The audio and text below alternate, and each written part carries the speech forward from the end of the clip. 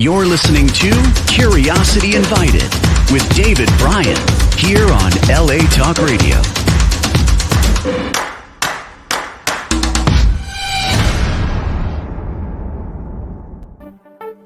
Hello, my name is David Bryan, and this is Curiosity Invited, a podcast inspired by endless curiosity. Tune in for an open-minded conversation about interesting and important things. Welcome, everybody. This is Curiosity Invited, and I'm David Bryan, and I have the great pleasure of speaking with someone I have known in some ways for many years and in other ways hardly at all. And that is Katalin Hanapi. And look at that, I've said it twice correctly. So proud. That's good. We practiced it a little bit. So let me just tell you a little bit about her. Katalin Hanapi is a documentary filmmaker. Katalin grew up in Austria, Canada, England, and the United States, which is where I met her. What was constant in her life was storytelling and family. Katalin discovered her passion for theater and screenplay writing. In her early 20s, she wrote plays for theaters in Vienna, but then decided to enroll in film school and soon started working as a documentary filmmaker. Over 10 years later, Katalin has directed more than I'm going to say this again, it's more than 3 dozen documentaries for broadcast and cinema, most of them in the genre of wildlife, adventure, science, and nature. Together with her partner, she runs a design studio. Together, they recently started the production company Sailing Studio Productions that produce little fun short films with big meanings. But when I look at the list of films, it's like, you made a lot of films in a short period of time. Yeah, I was crazy, like a workaholic, but that was really because I waited for such a long time to find what I want to do. That when I started, which was only, 25, I felt like I have to really get going now. Do you think of yourself as a person who reinvents herself? I like your questions already. Well, I don't reinvent myself, but what I do is I like to go back to certain points and gather up certain qualities or talents that I had and that I've forgotten. Like right now I'm at this point where I've done a lot of films and I've come to the point where I felt like I know my craft already too much. I was on fire. And a couple of years ago, I've lost that. I felt like I started getting too comfortable, being too much in the comfort zone. Why do you see that as too comfortable and not just, I know my craft? Because I could see it in the films. I could see it in the products. I could see that it was lacking fire. It was lacking my intuition. Because I started making films out of pure intuition, beginning, and instinct. If you don't really know what you're doing, you just go there and then you work with what you have. And I felt like I've lost that. And these films they're working perfectly for television, but there is something missing and it doesn't inspire me anymore. It doesn't challenge me anymore. And I felt like, gosh, I'm in my 30s and I might make films until I'm, hopefully 80 or something like that. And so what does that mean? Another 40 or 50 years of showing up. Of the same thing. Routine, working with the same people. And so I felt like, to go back to your other question of reinventing myself, I felt like I have to go into the beginner's mind. I have to become a beginner again, but I have to become that within a field where I already kind of know the craft. So I thought, well, the best way and the easiest way to do it is to just take on another skill. So I just ordered a set of equipment, very small, like a small DSLR camera and a gimbal, which is like a small steady cam that's not too heavy to carry for me. And then, in 2021, which was a very which was a bit of a turn point of a year. I just booked a flight to Namibia, which is a very dear and important country for me, with my little equipment set up. And I met a friend of mine, and we just made a film together. And I filmed all of it. And it was, oh, my mind was exploding. It was crazy. It was sandy. It was hot. There was glaring sun. And I was carrying that equipment. And I was back to sweating and being scared and being like, oh my God, can I do this? Because we really set ourselves a goal. So we really said, okay, there must come film out of that. And that's the thing, yes. I thought a good first step is to not have a client, that I have to, work into a certain pattern. And this little film is different. It really doesn't follow any rules at all, but it follows the rules of storytelling. That's what I believe. It works or it doesn't work. Well, what's the story of this film? Well, the story of that film is there's an indigenous community in Namibia that is one of the oldest in the world. They refer to themselves as Bushmen, but you can call them the Sun. And so they have a little piece of land in Namibia, which is way too small for them to live the way they used to live, which is hunting and gathering. Mm-hmm. And so their ways of doing things are starting to change. But there are still elders in the group that still know how to track, and they know how to hunt, and they know how to survive and to find roots that they can drink out of when there's no water. And it's quite astonishing. And they know how to gather which plants, and they have all this really ancient knowledge, an ancient way of living. But then there's the young generation, which have smartphones, and they drink Coca-Cola, and they also have issues like a lot of like plastic on their land, and alcoholism is a problem too. So we told the story of a young girl that's a teenager. She's 16, and she's leading through the story, and you see how she's both, trying to put together her world that is so divided with young children that are so, tapping into modernism, modernist Western lifestyles, and then her grandmother and her father who still know all the old ways. So it's a short film, but it's What's it called? What's it called in English? Call it Aya's Dream. Aya means mother, and it's the name of the girl, so we call it Aya's Dream. Is it done? Well, yes, it's done. We're now sending it to festivals. When you watch it, are you happy with it? Well, I am proud of it because of the visual work. Because it turned out, I really can say that it turned out beautifully, and I'm happy with it. But I'm also confused about it because it is different. It's not told in the usual way. It's a little bit abstract. It's abstract, and you don't know, is the girl dreaming? Is she dreaming about herself when we see an old lady? Is that her when she was young, or is that her grandmother? Mm-hmm. So I don't do a lot of explaining in this film. And in documentaries with the narrator, you usually explain most of it. You hear the people that we film talking in their click language. They make the little click sound. It's a beautiful language. Yeah. Yes. So we have subtitles translating that. Mm-hmm. But I love just not explaining everything. And nice. Okay, but tell me again. So you went to Namibia. You didn't know, you knew you were going to make a film. You didn't have a story already.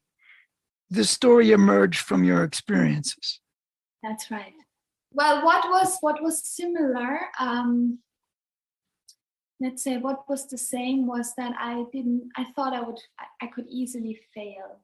I think it was more that I knew that this is now a skill that I'm only learning, and I have to just survive doing it.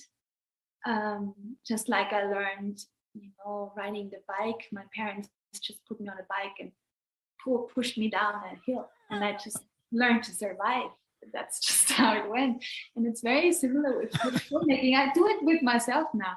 I throw myself into there and I know somehow I'll make it. And it's the fastest way to learn. Because your brain goes into a state of survival and it works faster. It just, I had this image of your parents deciding one day to teach you to swim by throwing you into the deep end.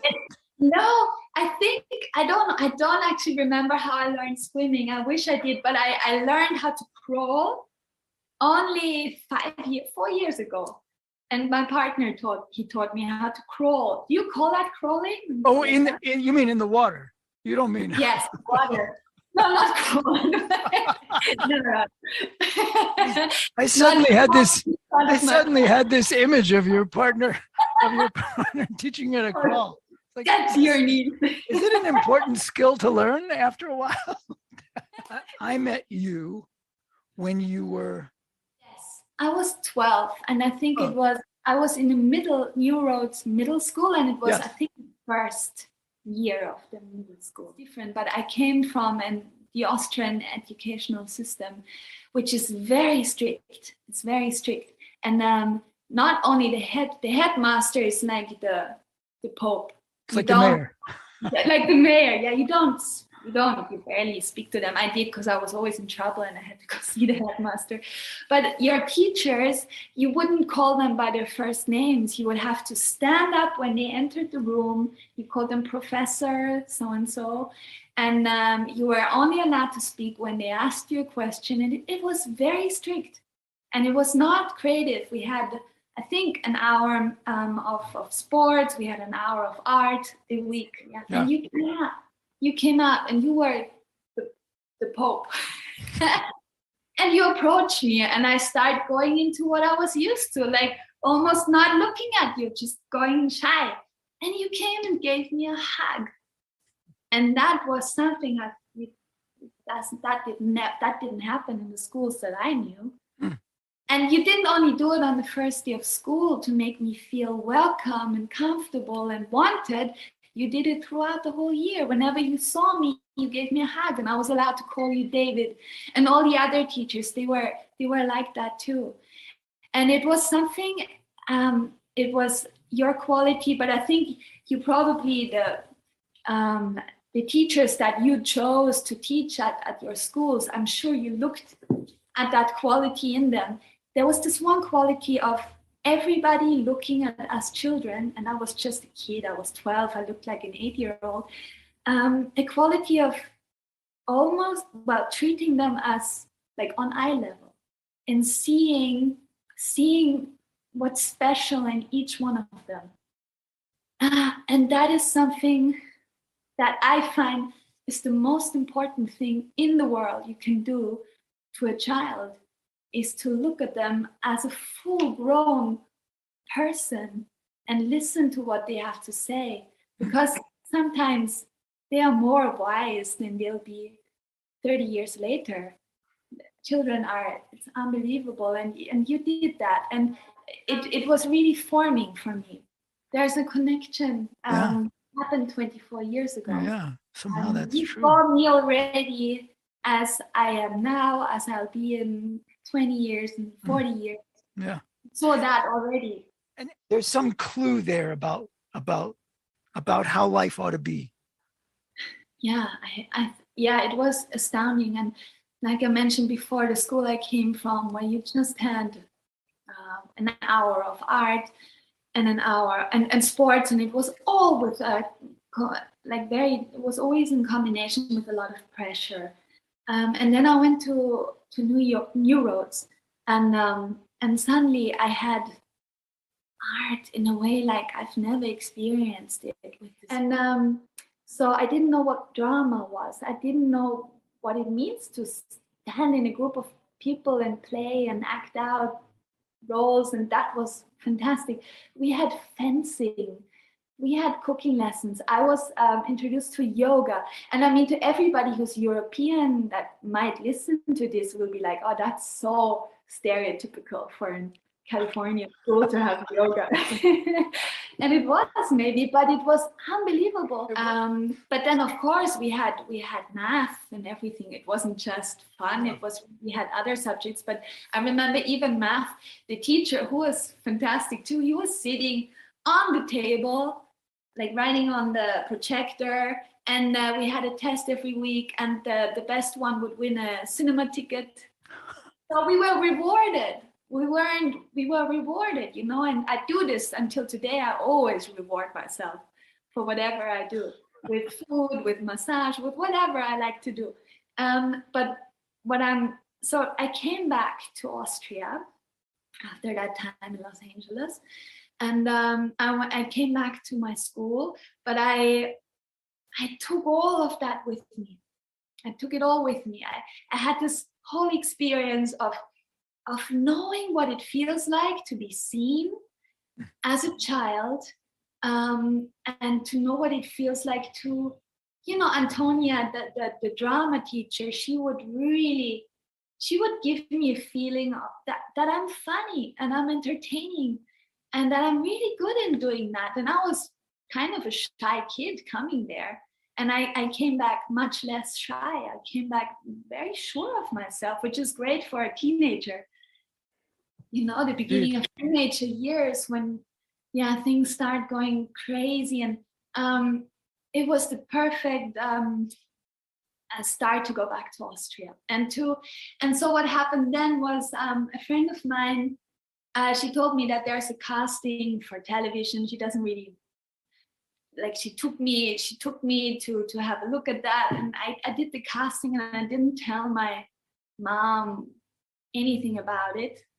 And it was a casting for a television show, which was a news program that was presented by children for children. And so I did the casting, and there were hundreds of children, and I still carried that thing inside me, which was, I can do that. Sure, I'll stand there, I'll do it. Bring it on.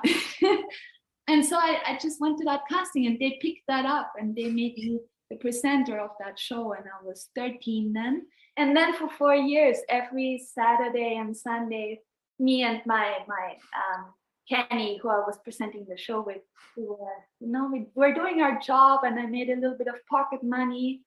And what was the leap, or what was the move from being a news anchor to making a film? So for 4 years, like, Austria could watch me, you know, with glasses, with braces, with short hair, with long, growing up. And then I was 17, and my mom again decided to move to Brighton because she felt like it. She felt like, I think Brighton's a great city, let's move there. So we did. And I had another great experience in a really good college there.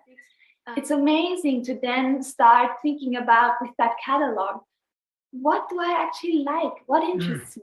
Because that is, for some people, the beginning of taking like a turn into where they want to go.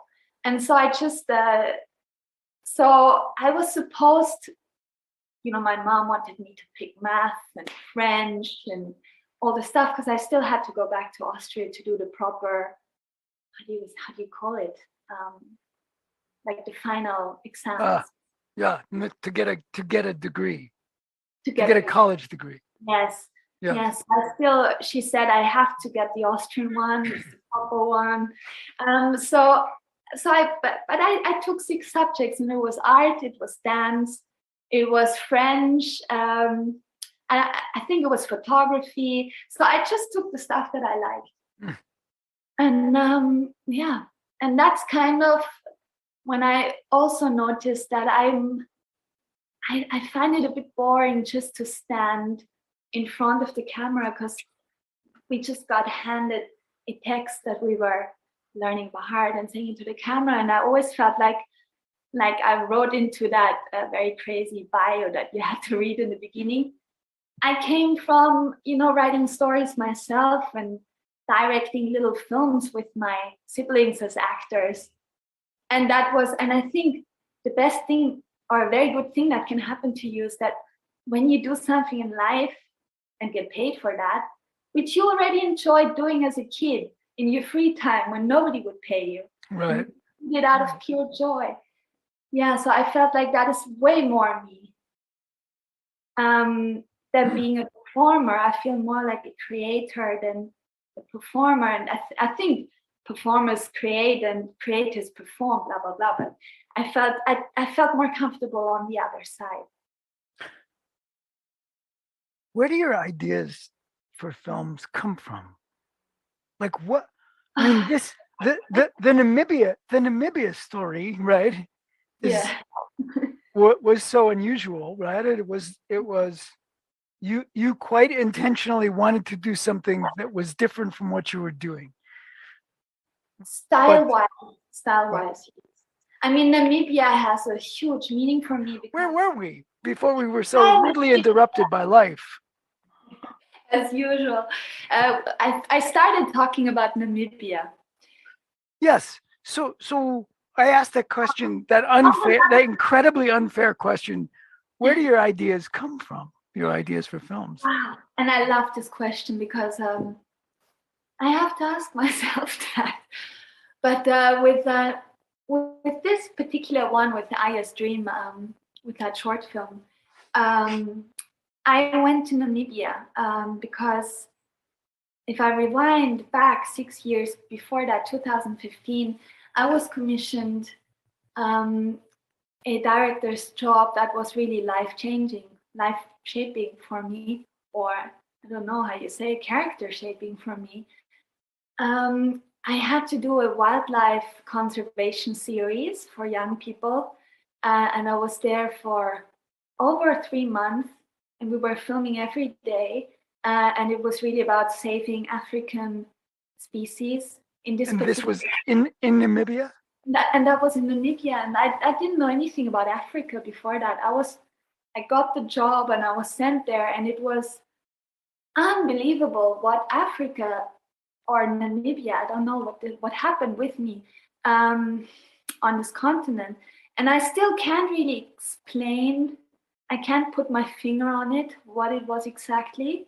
It was, I think, the combination of just breathtaking nature and people that are very grounded, talking about the Namibians now, the locals, very grounded and very connected. And they really, truly look at you, look into your eyes. They're with you in that moment. They laugh about silliest things. You can forget the world with them. They dance and sing, and there is so much joy, so much joy. And I forgot all about that. Do you mean, are you specifically referring to the people the bush people that you described before, or people in the country generally? People in the country. Yeah.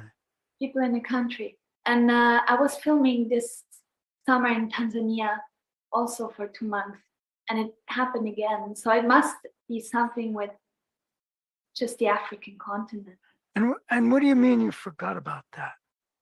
You'd forgotten that. The last time that I remember being entirely silly and having fun and dancing in the rain and throwing myself onto the floor, and it was probably childhood. And I mean, we had to work also. We were working in the morning and in the afternoon when the sun was nice. But I just had so many beautiful connections, and I saw animals that I've never seen before in the wild. That is the crazy thing about Namibia. You have wild, iconic animals that I've known from the zoo or from books, roaming around free. They cross the street, and in the best case scenario, humans and wildlife in some parts of Namibia, in many parts actually, have learned to live there peacefully together. They found ways to coexist together, and it was really inspiring. And I mean, I saw a lion. I looked into the eyes of a real lion, and you you wake up with them because they roar in the dawn, in the morning, and in the evening. And it's very hard to explain, but I felt like I was being totally grounded. And what happened with me in the feeling of being grounded is being like a child again, finding into that very untamed, very wild person that me and everybody else is. But not everybody gets the chance to rediscover that, because in our society, more so probably in Western countries, we learn to be good girls and good boys and to do our jobs, and going crazy can be weird, you know. I came back from Africa with that same attitude of smiling at everybody I met on the street. And people think you're a crazy woman if you do that. What does she want from me? Why is she smiling? She probably wants money or whatever. So so I'm glad that I saw that there's this way of life too, and it changed something in me. It opened something up. Not only did I then No, go ahead. not only did I then discover that wildlife conservation and animals, wildlife, and nature are topics that excite me and touch me in my heart, and are stories that I want to tell everybody about. I also discovered that how important that untaming and wild part is too, that we carry in us. I came back and did one film after the other. But what I had changed was when I came back then and I ended my 10-year relationship with a wonderful man who's now my best friend. And I moved house, and I decided to only do films that really interest me, but they were usually commissions. So I got a call and they said, listen, Catalans, we have a series about the national parks, because people knew I like nature. Do you want to do it? So I always took the topics, and there was enough fascination for me to make a film about it. But what I didn't do, and which is something that I'm now changing, is your question that you asked. Where do my ideas come from? Mm-hmm. I have to ask myself that, because I think the best pieces of work you can do are the ones when something spills out of you. And I was asking myself for a long time, what is the story that I really want to tell? And what is the story that only I can tell with who I am, or with how I am, and with what I've experienced? And there are a few topics that are now starting to excite me, where I'm thinking I'm going to make a film out of that question or out of that feeling. And then I developed a story around that feeling, that urge to talk about something. Yeah, it's very in a very exploratory state right now. Yeah. There is something that we've touched upon before in our conversation, and that has to do with children and empowering children.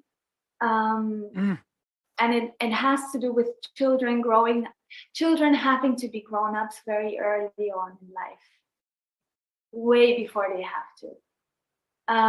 That is something that is really, I don't know if there's a lot out there yet. I'm sure there is. There are great stories out there, but there is a story I need to tell. And what I don't know yet is, will it be a documentary or will it be fictional?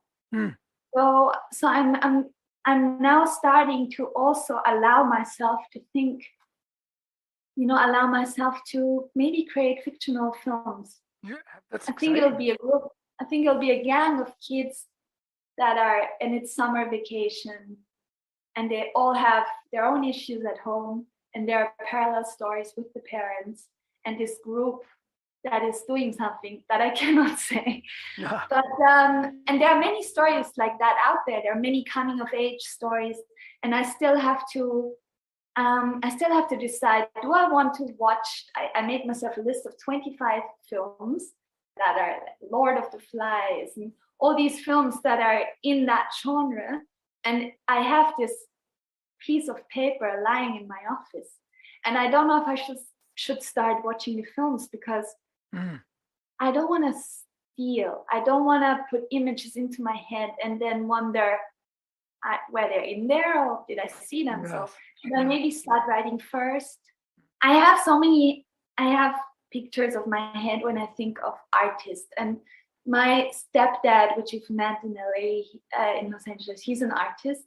I was young. My mom was married to him for 8 years, and he was very much in the art world. And I remember just witnessing as a child how intimidating these people could be. And they were to my mom, who's a professor who comes from education, who never gave herself the permission to be a writer or an artist herself. But her then husband, he took her into that art world, and I just watched as a child. I just saw how intimidated my mom was by those people that put it themselves into scene, the way they dress and speak. And so I always had a bit of a negative connotation. Yeah. Well, it's probably true in every field. People who really think of themselves like that the label that the world gives them, is an important one. I'm a teacher, I'm a professor, I'm a politician. I don't care what it is. I'm an artist, and it means, and it's a thing. It's like back to that conversation about formulas, right? Labels you, like if you went to, let's say, your class reunion 30 or 40 years later, and then you have somebody say, well, I became the head of this museum, and I became a film director, and I became this scientist, and then there's one saying, well, I work in the supermarket. It's terrible that we have labels, and I don't like it. I find it really hard to label myself an artist, even a filmmaker, or a scientist, because I know I have a part in me that is nerdy and scientific. And with my films, I love to just put the magnifying glass on a small detail, which is a very scientific way of approaching something and then making it huge and exploring it. I could refer to myself as a journalist too, because I have a journalist degree. But I don't see myself as that person that I think of when I speak of journalists. Yeah. It's very hard. But then also, it's nice to refer to yourself as an artist. People fix whatever labels are. None of them are necessarily constraining, unless a person wants them to be. I wish there was more freedom within the categories, right? And it didn't feel like such a constrained thing. But you're a filmmaker because, and I'm not forcing you into this label, but you're a filmmaker because when you think about, at least today, when you think about what you might want to do or what story you want to tell, the tools you use include this thing that not everybody knows how to do. And it doesn't mean you're only a filmmaker, or it doesn't mean you have to only be a whatever. How would you call the story of your vita, right? Your curriculum vitae, your CV. The story of your CV is one of somebody who points lenses at things and then uses what she accumulates from that to communicate something, a message, Yeah. and that's great. Yeah, I do. Even the dark parts, not just the light parts. Like there's darkness along that journey, and there's very difficult times, very difficult childhood, and now there's also that huge pain of losing my dad 2 years ago, which is a form of grief like I've never experienced it before. And I feel like, but what a gift to be able to also explore the dark parts, because then you can, like, the way on the light parts is different. And I feel like that is what shapes me as what makes me a filmmaker, in the sense that I want to be a filmmaker. Mhm. Is all of that. So our vita is part of that. And it's not schools you went to, and they also are, but it's all the lines in between, Mhm. everything that shapes you as a person. Mhm. And it helps me. It's almost like a protection or a guard, that when life throws something very challenging at me, I don't feel so much as a victim. Mhm. I feel more like, okay, wow, that's another way to understand life more thoroughly and deeply. And it makes me better in what I do, and it makes me more vulnerable as a storyteller and more broad. So it's a gift that I have for this life, to be able to tell stories. It makes life a bit more easy. Yes, and that's why I want to, like I mentioned, explore difficult childhood and tell those stories too, because I wish that as a child I would have found books or films where I, as a child, felt understood with what I'm going through. Mhm. And I feel there could be more stories out there, and yeah, so those are the stories that you have to go through pain and, to get all of that out and then form it into something. But if I think about that person reading that, and it helps them to feel understood and not alone in this world, I feel like, wow, there's finally purpose to what I'm doing. And it's different if you get a commission for a film and they give you a topic and they say, make a film about, I don't know, this species, Right. fish or whatever. Right. You can do that. You can be fascinated and then tell the story and fascinate others. Mhm.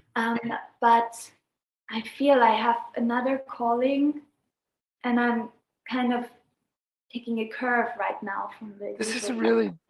really different moment in your life, right? I Yeah. feel like I've re-met you at this moment in your life where you're exploring in that way. It's ripe and open and unknown yet, right? It's and yet feels very just the tone of your voice as it changes as you're speaking about it is sort of, it carries a weight, which is Yeah, of course lovely. it does. But you met me when I was 12, and it I was a know. similar time.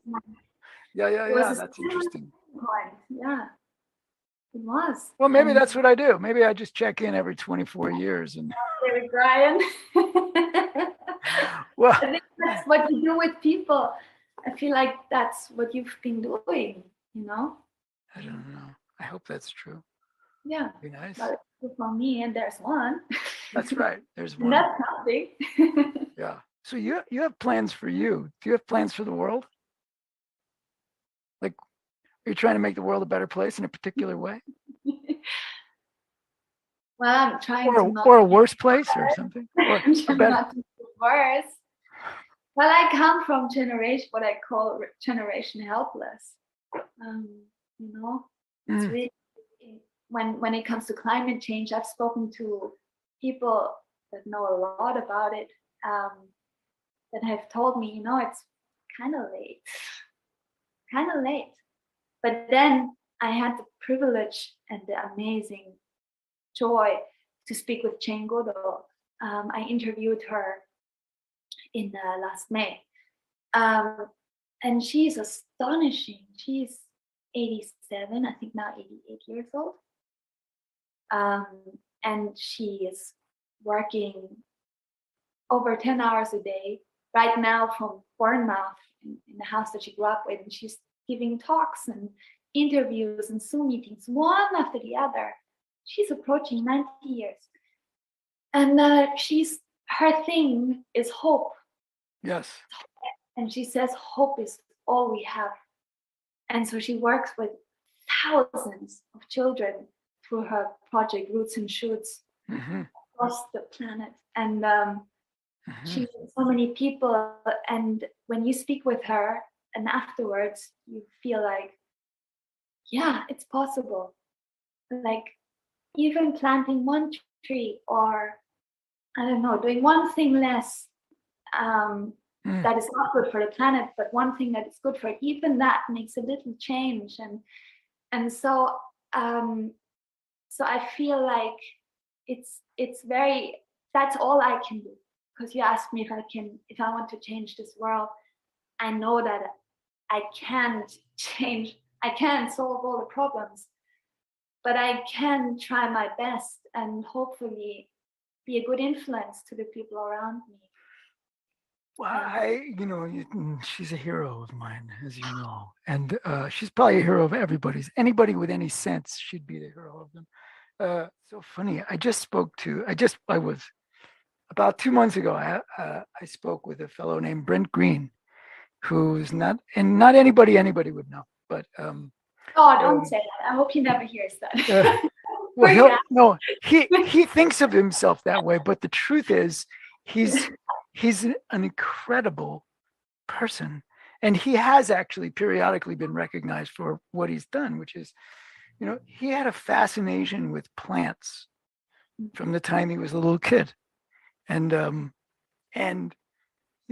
happily when he was going off to college, and thinking about his dad saying, "What do you think you're going to study?" and him saying, "Well, I think I'd like to be a lawyer like you," and his dad said, "Well, but what about, you spend so much time in the garden and you love plants." And he said, "Yeah, but that you really can't make a living doing that." And his dad happily exposed him to but there's this whole other thing, this horticulture and landscape design and yada yada yada.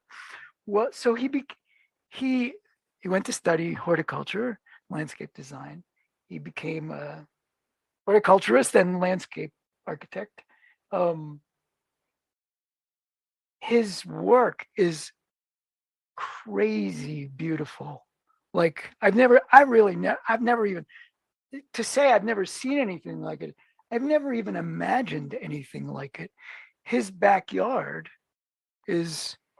it's like walking from this nice little house into a magnificent outdoor room.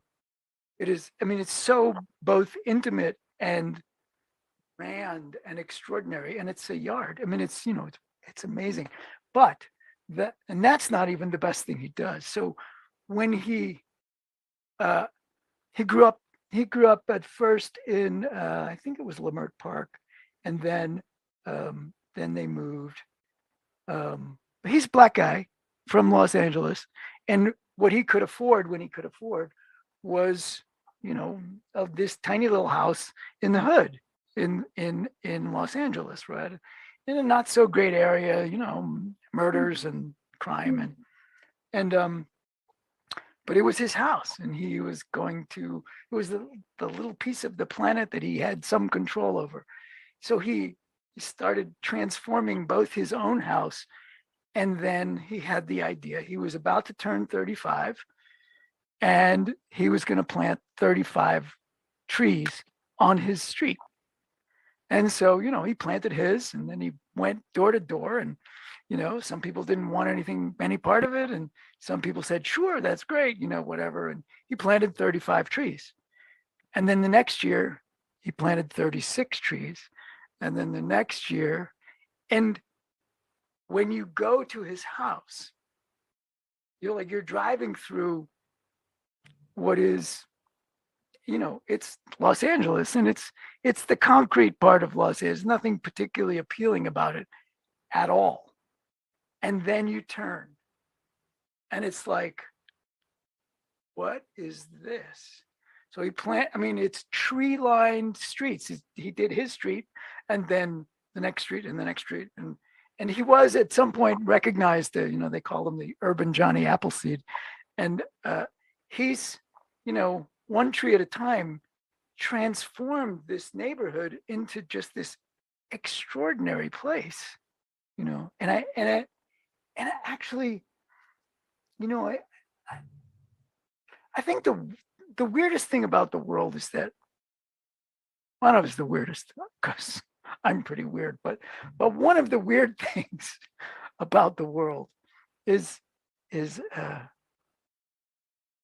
we get our sense of how the world is often from news, right? People watch television, unlike you, right? I mean, streaming and that's, and journalism, is the tellings of things that happen, and so much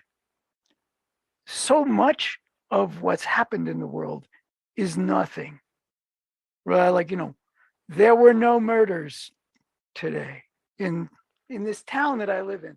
No one was killed, and that's not news by definition. News is sort of, by definition, the things that are usually problems, and the accumulation of those little snippets of something that's going to fit into a news story paints this picture of the world as filled with and there are problems. I mean, there's no doubt there's bad stuff in the world, but I hope you don't hang up on me after I say this next sentence, but I think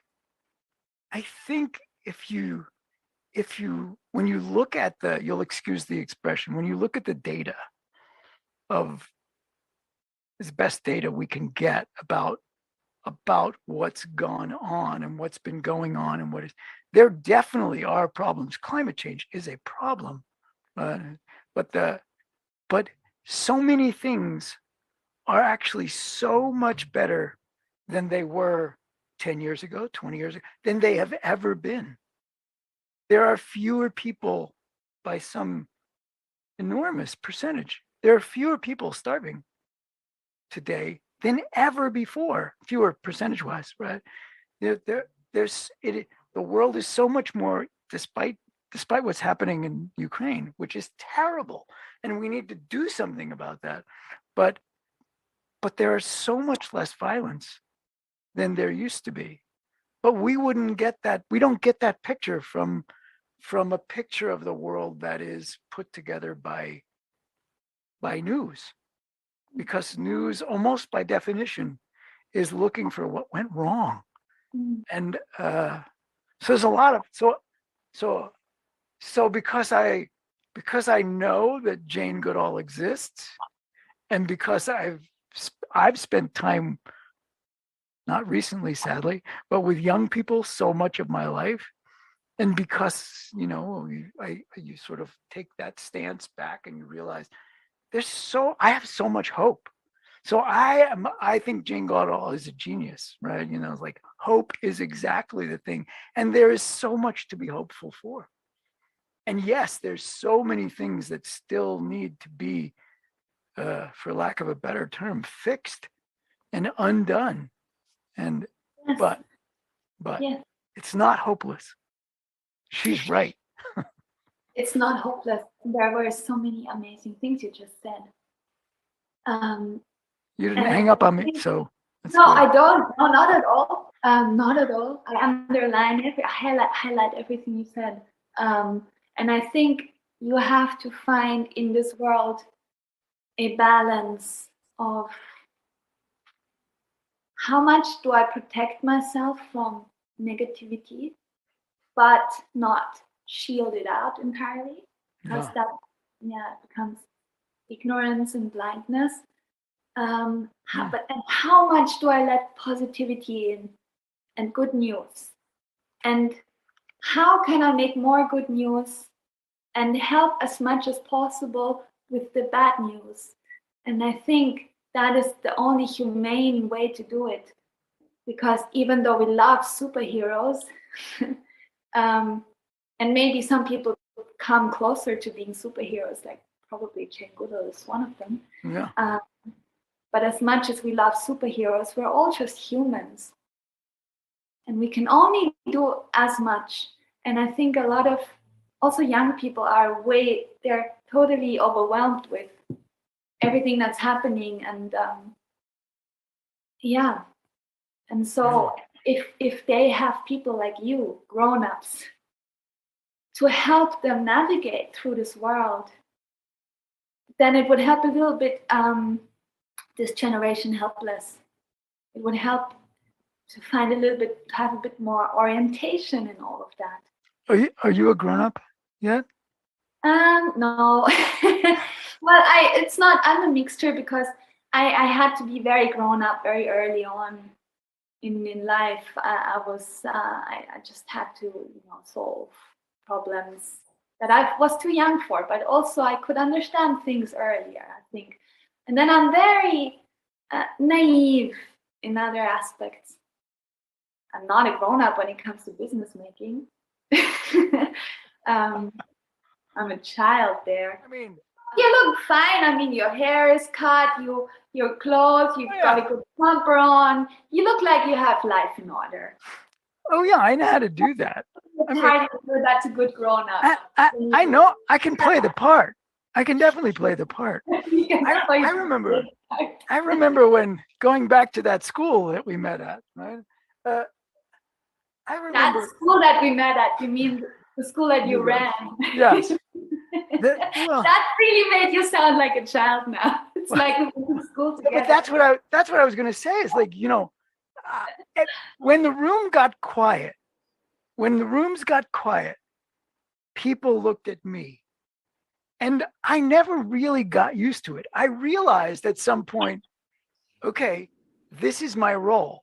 So I have to do something now. But I always wanted to, and I still to this day, I want to, when I'm having a conversation with other adults, it's like, I can't believe I can't believe that nobody in the room is going, can you believe we're actually having this conversation? It's like we're grown-ups, because I feel like I play the part. So I was playing the part of head of school. I was the head of the school. And so I had certain things I had to do, and okay, I can do those things. But most of my time I spent hanging out with the kids. And it's like, why the hell would I want to be around grown-ups? I just said exactly that 2 days ago. I was in Napoli and Naples just a few days ago with the nephews of my partner. They're 13 and 11. And I had the time of my life with these guys. I had so much fun. I had the best conversations. They were starting to think about parallel universe. They said, imagine if that piece of bread was lying there, that would change that and that and that in the parallel universe. And they just took me to amazing places. When I compare that to meeting my girlfriends, which I also love, but I just come home tired because we talk about problems for hours. We would try to find solutions. We discuss things, look at it from all sides. But with these kids, I just had fun. I had so much. We did knock jokes for 2 hours straight. And they're amazing. Okay. Tell me a knock joke. Knock. Who's there? Wait, I don't know if I had, but it's my favorite one. So okay, I have it right here because I wrote it on my phone. Okay, knock. Who's there? A little old lady. A little old lady who? Hey, you can yodel. I just love those. I love those. Oh, well, This is probably more fun than it's supposed to be.